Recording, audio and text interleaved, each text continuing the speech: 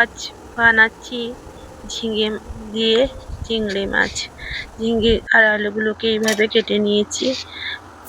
কিছুটা কাজু বাদাম নিয়ে নিয়েছি, কিছু পরিমাণ পোস্ত নিয়ে নিলাম, চাল মগজ আর কাঁচা লঙ্কা নিয়ে নিয়েছি। কড়াই বসিয়ে দিয়েছি, তাতে সর্ষের তেল দিয়ে দিলাম আলুগুলোকে ভাজার জন্য। আলুগুলোকে ভেজে নিচ্ছি, লবণ দিয়ে দিলাম, দিয়ে একটু নাড়িয়ে নিলাম। গুলোকে লাল লাল করে ভাজা হয়ে গেছে, এটাকে তুলে নিচ্ছি। ঝিঙে চিংড়িটা খুব সুন্দর লাগে খেতে। চিংড়ি মাছগুলোকে ভেজে নিচ্ছি। আমাদের ঝিঙে চিংড়ি খেতে কেমন লাগে কমেন্টে জানিও বন্ধুরা।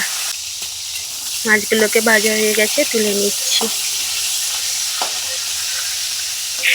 ফোড়নে শুকনো লঙ্কা দিয়ে দিলাম, কয়েকটি এলাচ দিয়ে দিলাম, কিছুটা পরিমাণ পাঁচ ফোড়ন দিয়ে দিলাম, পেঁয়াজ কুচি দিয়ে দিলাম, দিয়ে খুন্তি দিয়ে একটু নাড়িয়ে পেঁয়াজগুলোকে লাল লাল করে ভাজা হয়ে গেছে। পেঁয়াজ বাটা অল্প খানিক দিয়ে দিলাম, দিয়ে নাড়িয়ে নিচ্ছি। টমেটো কুচি দিয়ে দিলাম, দিয়ে একটু নাড়িয়ে নিলাম। আদা রসুনের বাটাটা দিয়ে দিচ্ছি, দিয়ে একটু নাড়িয়ে নিচ্ছি। ভাজা ভাজা হয়ে এসছে, এরপর হলুদ গুঁড়া দিয়ে দিলাম, দিয়ে একটু নাড়িয়ে নিচ্ছি। দিয়ে ঝিঙেগুলো দিয়ে দিলাম, দিয়ে একটু নাড়িয়ে নিলাম। নাড়িয়ে নিয়েছি, একটু লবণ দিয়ে দিলাম। ভেজে রাখা আলুটা দিয়ে দিচ্ছি, দিয়ে নাড়িয়ে নিব। ভিডিওটি যদি ভালো লাগে লাইক কমেন্ট শেয়ার করে দিও বন্ধুরা। কিছুক্ষণ নাড়িয়ে নিব। নাড়ানো হয়ে এলে ঢাকনা দিয়ে কিছুক্ষণ রেখে দিব সেদ্ধ করার জন্য।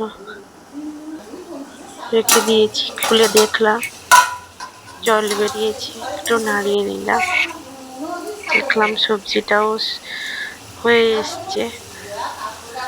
এই যে মশলাটা পেস্ট করে রেখেছিলাম সেটা দিয়ে দিলাম, দিয়ে খুন্তি দিয়ে একটু নাড়িয়ে নিলাম। দেখতে পাচ্ছ বন্ধুরা, আর চিংড়ি মাছগুলো ভেজে রেখেছিলাম সেটাকে দিয়ে দিলাম। রান্নাটা তোমরাও বাড়িতে ট্রাই করে দেখতে পারো, খেতে খুব ভালো লাগে।